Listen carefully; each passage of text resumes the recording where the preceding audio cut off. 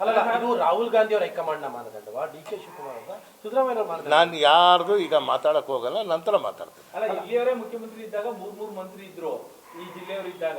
ಈಗಿಲ್ಲ, ಬರೀ ಕೇವಲ ಒಂದೇ ಮಂತ್ರಿ ನಿಲ್ಲುತ್ತೇವೆ, ಯಾರ ಕೈ ಅಂತಾರೆ? ನೋಡಿ, ನನಗೆ ಸಮಾಧಾನ ಮಾಡುವಂತಹ ಸಂದರ್ಭ ಬಂದಾಗ ನಿಮ್ಮ ಜಿಲ್ಲೆಯವರೇ ಮುಖ್ಯಮಂತ್ರಿ ಆಗಿರೋದ್ರಿಂದ ನಿನ್ನನ್ನು ಸಚಿವ ಸಂಪುಟ ಸೇರಿಸಲು ಕಷ್ಟ ಸಾಧ್ಯ ಆಗ್ತಾ ಇದೆ ಅಂತ ಹೇಳಿದಂತಹ ಸಂದರ್ಭದಲ್ಲಿ ನಾನು ತಲೆಬಾಗಿಸಿ ಆ ಮಾತಿಗೆ ಗೌರವ ಕೊಟ್ಟಿದ್ದೆ.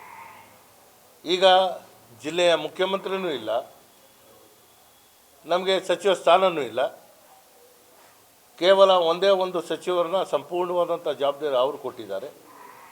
ಈಗ ನನ್ನ ಕಾರ್ಯಕರ್ತರು ಮತ್ತು ನನ್ನ ಸ್ನೇಹಿತರು, ಅಭಿಮಾನಿಗಳು ಏನು ನನಗೆ ಸಲಹೆ ಕೊಡ್ತಾರೋ ಅದರ ಮೇಲೆ ನಾನು ಮುಂದೆ ನಡೀತೀನಿ. ಸರ್, ದಾವಣಗೆರೆ ಚುನಾವಣೆಯಲ್ಲಿ ಸರ್ ಬಹಿರಂಗವಾಗಿ ಪಕ್ಷ ವಿರೋಧಿ ಮಾಡಿದವರು ವಿತ್ ಆಡಿಯೋ ಇದೆ, ಅವ್ರಿಗೆ ಈಗ ಸಚಿವ ಸ್ಥಾನ ಸಿಕ್ಕಿದೆ. ಅದೇ ಎಲೆಕ್ಷನ್ಗೆ ಹೋಗ್ಬಿಟ್ಟು ತಾವು ದುಡಿತೀರಿ, ತಮಗಿಲ್ಲ ಅಂದರೆ?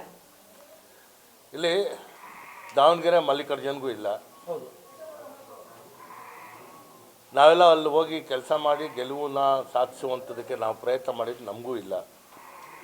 ಯಾವ ಮಾನದಂಡದಲ್ಲಿ ಇವತ್ತು ಈ ಸಚಿವ ಸಂಪುಟದ ಸಚಿವರನ್ನು ಆಯ್ಕೆ ಮಾಡಿದ್ದಾರೆ ಅನ್ನೋದನ್ನು ನಾನು ನನ್ನ ಅಭಿಮಾನಿಗಳು ಮತ್ತು ಕಾರ್ಯಕರ್ತರ ಸಭೆ ಮಾಡಿ ಅವರ ಏನು ಸಲಹೆ ಬರುತ್ತೆ, ಮುಂದೆ ನನ್ನ ಹೆಜ್ಜೆ ಯಾವ ರೀತಿ ಇಡಬೇಕು ಅನ್ನೋದನ್ನು ನಾನು ತೀರ್ಮಾನ ತಗೊಳ್ತೇನೆ. ಟೇಕ್ ಫಾರ್ ಗ್ರಾಂಟೆಡ್ ಆಗೋದ್ರ ತನ್ವೀರ್ ಸೇಠ್ ಅಂತ? ಟೇಕ್ ಫಾರ್ ಗ್ರಾಂಟೆಡ್ ಇದು ಭಾಳ ಹಿಂದಿಂದನೂ ಹಂಗೆ ನಡ್ಕೊಂಡು ಬರ್ತಾ ಇದೆ.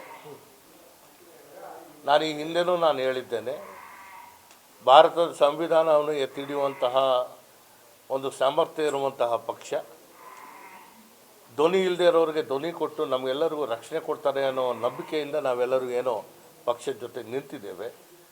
ಪಕ್ಷ ನಮ್ಮನ್ನು ಕೈ ಹಿಡಿಯುವಂಥದ್ರಲ್ಲಿ ವಿಫಲರಾಗಿದೆ. ಸರ್, ಪದೇ ಪದೇ ಅನ್ಯಾಯ ಆಗ್ತಿದೆ ಅಂತ ಅನಿಸ್ತಿರೋದು? ಒಂದು ರೀತಿಯಲ್ಲಿ ರೂಢಿ ಆಗಿಬಿಟ್ಟಿದೆ ಸಹಿಸ್ಕೊಳ್ಳುವಂಥದ್ದು. ಆದರೆ ಈಗ ಏನಾಗುತ್ತೆ ಅನ್ನೋದು ಕಾದ್ವಲ್ಲ. ಯಾಕಂದ್ರೆ ರಾಯಲಿಸ್ಟ್ ಅನ್ನುವಂಥ ಕಾರಣಕ್ಕೋಸ್ಕರ ಏನು ಮಾಡ್ಕೊಳ್ಳಲ್ಲ ಇವರು ಅನ್ನುವಂಥದ್ದೇ ಆಗಿದೆ.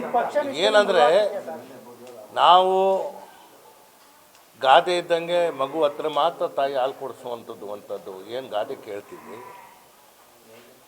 ಪೋಷಕರು ತನ್ನ ಮಕ್ಕಳಿಗೆ ಹಸುವಿಂದ ನೆರಳಕ್ಕೆ ಬಿಡಲ್ಲ, ಕೈ ಹಿಡಿತಾರೆ ಅನ್ನೋ ಒಂದು ನಂಬಿಕೆ, ದಟ್ಟವಾದ ನಂಬಿಕೆಯನ್ನು ನಮಗಿದೆ.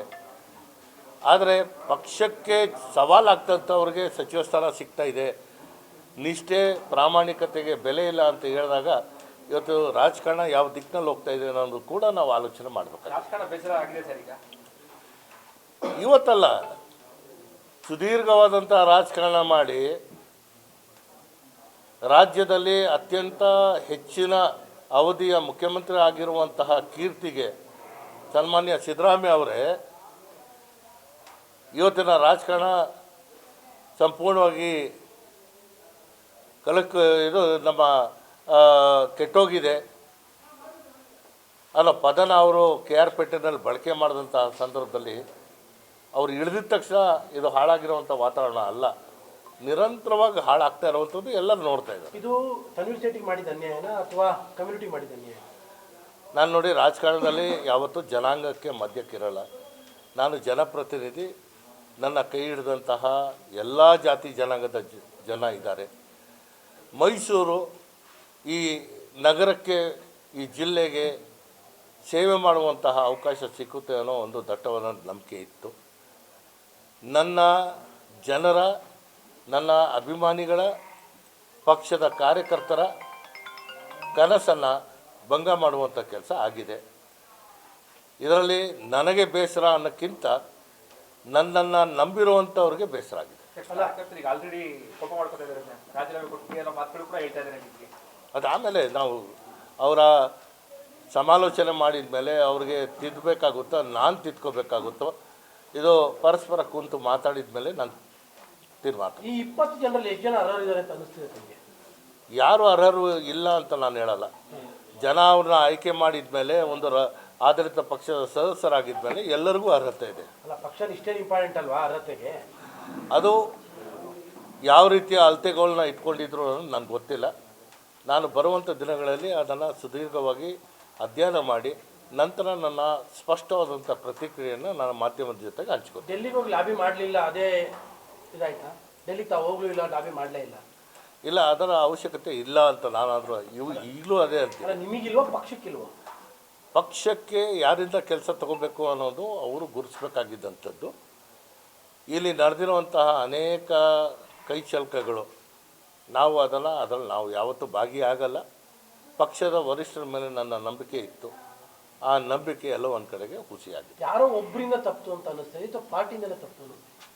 ಪಕ್ಷದಿಂದ ಅನ್ಯಾಯ ಆಗಿದೆ ಅಂತ ನಾನು ನೇರವಾಗಿ ಹೇಳೋಕ್ಕಾಗಲ್ಲ. ಯಾರ ಕೈವಾಡ ಇದೆ ಅನ್ನೋದು ಇಲ್ಲಿ ಬಹಿರಂಗ ಆಗುತ್ತೆ, ನಂತರ ನಾನು ಮಾತಾಡ್ತೇನೆ. ಅಲ್ಲ ಈಗ ಅದನ್ನೇ ರಿಪೋರ್ಟ್ ಏನೋ ಹೈಕಮಾಂಡಿಗೆ ಮಾತಾಡ್ತೀರಾ ಏನು ಅಂತ? ಮಾತಾಡ್ತೇನೆ. ಹಾಂ ನಾನು ಎಲ್ಲಿಗೂ ಯಾರಿಗೂ ಅಡ್ಡಿ ಅಂತೂ ಬರಲ್ಲ. ಬರುವಂಥ ದಿನಗಳಲ್ಲಿ ನನ್ನ ಸ್ಪಷ್ಟವಾದಂಥ ನಿಲುವು ವರಿಷ್ಠರಿಗೆ ಏನು ಮಾತಾಡಬೇಕು. ಹೆಚ್ಚಿನ ವಿಡಿಯೋಗಳಿಗೆ ಪ್ರತಿಧ್ವನಿ ಯೂಟ್ಯೂಬ್ ಚಾನೆಲ್ ಸಬ್ಸ್ಕ್ರೈಬ್ ಮಾಡಿ, ಬೆಲ್ ಐಕಾನ್ ಕ್ಲಿಕ್ ಮಾಡಿ.